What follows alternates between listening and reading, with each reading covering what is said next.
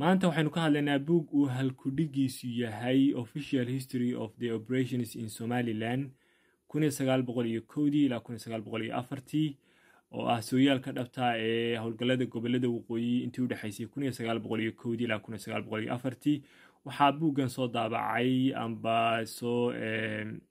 hindisay buuggan xafiiska dagaalka ee dowladda Ingiriiska sanadu markay ahayd 1907 waxaynu ku eegaynaa bal Ingiriisku sida uu markaa dhulbahantaa ugu duulay beelbeel isagoo dabcan ugu duulayay dhulbahantaa sababtuna waxay ahayd in dhulbahantu ay qaadaceen oo ay diideen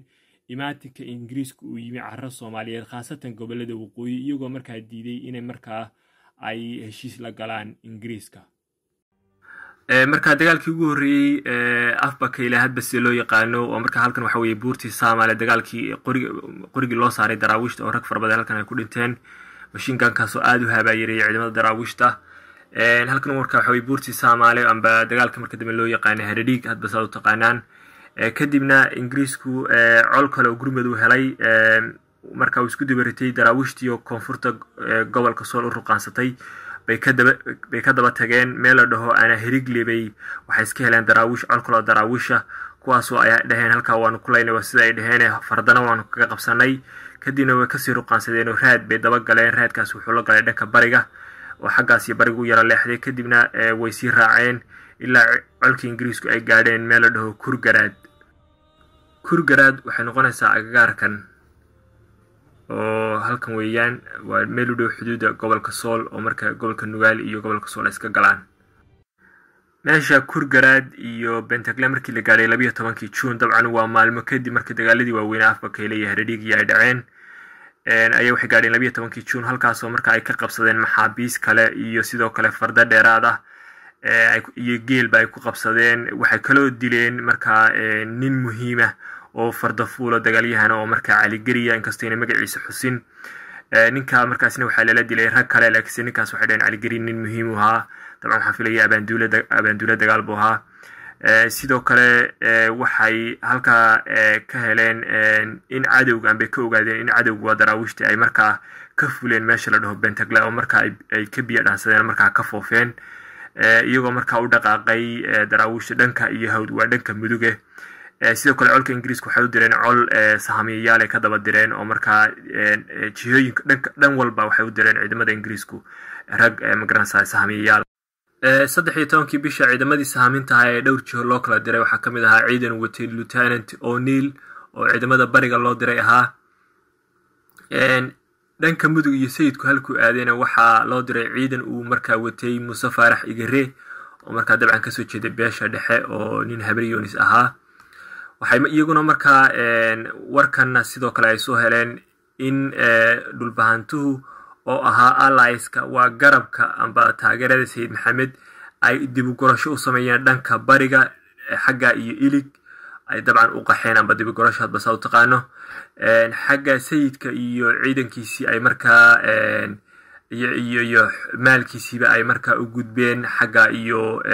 koonfurta oo dhanka muduga isagoo marka qaybo kamid ka tagay fardihiisii iyo sidoo kale geeliisii isku soo wada duub aniga soo koobaya isweyn adigu ciidankiisii wuxuu yiri waanu hakinaya waxaan doonayaa inaan nasano maadaama saad fara badan oo nagu filan aanan haysan xagga iyo xeradii Captain McNeilis oo marka ahayd dhanka galbeedka Laascaanood waa xeradane ayaa waxay ka dalbadeen saad dheeraad ah oo ku talay dowladka Laascaanood intay saadka sugayeen marka wuxuu warqad u qoray madaxdiisii isagoo marka weydiisanaya inuu sayidka ka daba tago iyo xagga mudug u talaabo in amar marka isagoo intuu amarka sugayo ayaa marka wuxuu yiri waxaan sii weerarayaa amba waxaan ciqaabaynaa beesha Cali Gariga waan ku jeesanaynaa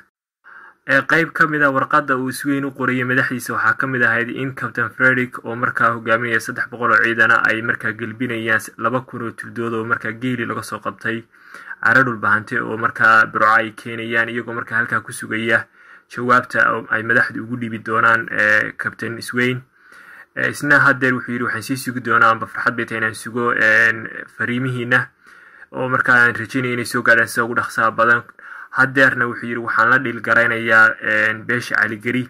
dabcan calaashan Cali Gari iyo militariga Ingiriiska oo saarki doonaan dagaalkii afbakayle oo markaa buurta Soomaaliya aan Bahradhiig hadba soo taqaanin ka dhacay waxaa ku dhintay bay dhahay 600 oo darwiish oo markaa beelo kala duwan kasoo kala jeeday oo ay kamid ahaayeen majeerteenka raas hoose laakiin lama sheegin beesha Isaaqa habar jecel aadan madoobe ahaayeen sidoo kale dhulbahantaha oo qabiilo fara badan isku jira ayaa dabcan iyaguna ku jiray oo waxaa kamid ahaa Qayaada Cali Gariga reer Hagarka Jaamac Siyaadka iyo Nuur Axmedka intaas marka dhacday haddana waxa dhacday in markaa Ingiriiska ay markaa dhulbahantii beelbeel u beegsadaan markii la eegay duruufaha jira isweyn wuxuu go'aansaday inuu ciqaabo qabiilada amarka diiday waa qabiilada dhulbahantii amarka diiday markay ahayd 19 Juun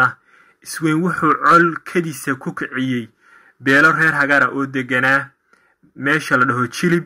iyo kadibna uu uga sii gudbay reer raasas kale oo reer Hagara iyo sidoo kale Arabeesha Ararsame kuwaasoo markaa iyagana weerar lagu kiciyay markuu waa beriga ahayd 20 Juun halkaasoo laga soo qaaday 3000 oo geela 20000 oo adhiya iyo 620 lo ah waxay dhaheen markaa saameynta ay lahaayeen weeraradan kadiska iyo xoolo la wareegidan يعني oo lagala wareegay jaamacsiyaadka iyo reer Hagarka iyo waa beelahan dhulbahantee wuxuu yiri waxay noolahayd faa'iido wanaagsan oo xoolihii yani tusaale ahaan naga baxay weeraradan oo dhan waanu ka soo kabanay xoolaha dhulbahantee baanu magaranayay aad bay noo caawiyeen sidoo kale wuxuu yiri waxa isu soo dhiibay amba warar isu soo dhiibida aanu ka helay labada reer jaamacsiyaadka iyo reer Hagarka sidoo kale waxa si madax banaan oo iskooda isu soo dhiibay beesha Nuur Axmed iyo sidoo kale Barkadka oo markaa ogolaaday inay isu soo dhiibaan Captain Sweyn wuxuu yiri hadeerto waxa kaliya noo hadhay inaanu ku khasabno Cali Gariga inay isu soo dhiibaan waa tii beelihii kale ee dhulbahantay mid loo weeraray oo markaa la laayay oo hantidoodii lagala wareegay waxa kamid ahayd jaamacsiyaadka reer Hagarka Ararsamaha Nuur Axmedka Barkadka intaasoo dhan waa tii Ingiriisku ku khasbay markuu guluf colaaded ku qaaday inay soo dhiibaan wayna ogolaadeen markii la laayay oo markaa lagu khasbay inay is dhiibaan Cali Garigii markaa wuu diiday markaa Cali Garigu in ay soo qoor dhiibtaan inay is dhiibaan Cali Garigu way diideen maxaa dhacay markay ay 8 July qabiilka Cali Gari khasab baa markaa lagu biyo cabsiyay oo markaa waa la weeraray kadibna waxa laga dilay ilaa kontameeyo waa inta ay sheegeen 600 oo tuldood oo geelana Cali Gari khaasa baa laga qabsaday odayaashii Cali Gari baa markaa Ingiriiska u yimi kadibna Ingiriisku waxa uu taxaabay amba sida uu sheegay u qaaday 25 oday oo markaa iyaga ah xagga iyo waqooyiga Berbera waa markii markaa Cali Garigana ugu dambeeyay isagana markaa la weeraray oo markaa la laayay Cali Garigana iyagoo markaa khasab ay lagu ogoleysiyay inay soo dhiibaan sidii beelihii hore dhulbahantaha Cali Garigu laakiin isagu si khaas ah wuu diiday sida beelaha kale inkastoo iyagaba la weeraray laakiin si qayb kamid ah ay markay arkeen dhulbahantaha oo derisko beelihii kale dhulbahantaha la weeraray iyaga qayb kamid ah ay is soo dhiibeen markay arkeen dhulbahantii la laayay marka laakiin Cali Garigu iyagoo arkay dhulbahantii kale oo dhan in la weeraray la laayay iyagu xataa way ka indha adeegeen inay soo dhiibaan kadibna waa tii guluf caada lagu qaaday rigooda la laayay 50 nin halkaas la dhigay 6,000 oo tuldoodna waa laga soo bilaqaystay odayaashoodii aakhirkoodii waa lagu khasbay 25 kamidna xagga iyo Berbera ayaa loo qaatay beelaha kale iyo waxyaabaha beelaha kale dhulbahantay iyo waxyaabaha iyagana ku dhaca baartuu la soo insha Allah